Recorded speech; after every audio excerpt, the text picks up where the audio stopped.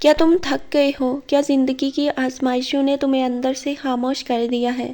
تمہارا دل بوجھل ہے، تمہاری آنکھیں آنسوں سے بھری ہیں، اور کوئی ایسا نہیں ہے جو تمہاری کیفیت کو سمجھے۔ تو سنو، یہ تمہارے رب کا پیغام ہے تمہارے لیے۔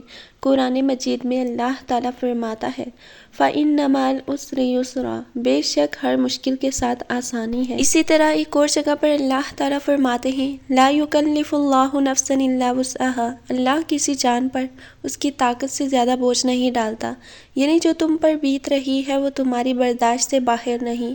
تم مضبوط ہو، شاید تم خود نہیں جانتے، مگر تمہارا رب تمہیں تم سے زیادہ جانتا ہے، اور اگر تم صبر اختیار کر لو تو اللہ کا وعدہ ہے، ان اللہ مع الصابرین، بے شک اللہ صبر کرنے والوں کے ساتھ ہے۔ ہو سکتا ہے تم ابھی خود کو ٹوٹا ہوا محسوس کر رہے ہو سکتا ہے زندگی کی آزمائشیں تمہیں یہ سوچنے پر مجبور کر رہی ہیں کہ شاید اب سب ختم ہو گیا ہے۔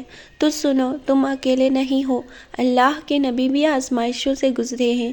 حضرت یونس علیہ السلام کو دیکھو، جب وہ مچھلی کے پیٹ میں اندھیروں کے اندر تھے، نہ کوئی راستہ، نہ کوئی سہارا، مگر انہوں نے اپنے رب کو پکارا اور اللہ نے انہیں وہاں سے نجات دی۔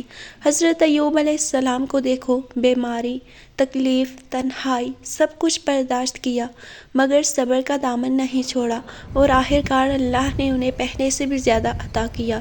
تو تم کیوں ہمت ہار رہے ہو؟ اللہ تعالیٰ فرماتا ہے نا کہ ہر مشکل کے ساتھ آسانی ہے، اور یہ وعدہ ہے، صرف تسلی نہیں۔ تمہاری یہ تکلیف، یہ آنسو، یہ بے بسی، سب اللہ دیکھ رہا ہے، اور وہ تمہیں کبھی اکیلا نہیں چھوڑے گا۔ بس تم صبر کرو جیسے نبیوں نے کیا، کیونکہ اللہ تعالیٰ فرماتا ہے نا کہ میں تمہارے ساتھ ہوں، صبر کرنے والوں کے ساتھ ہوں، اور جب اللہ تمہارے ساتھ ہو تو پھر اندھیرے کتنے ہی گہرے کیوں نہ ہوں، روشنی ضرور آئے گی۔ تمہاری کہانی ابھی ختم نہیں ہوئی، یہ صرف ایک مشکل باب ہے، اور یاد رکھو جب اللہ دیتا ہے تو حساب سے نہیں بلکہ بے حساب دیتا ہے۔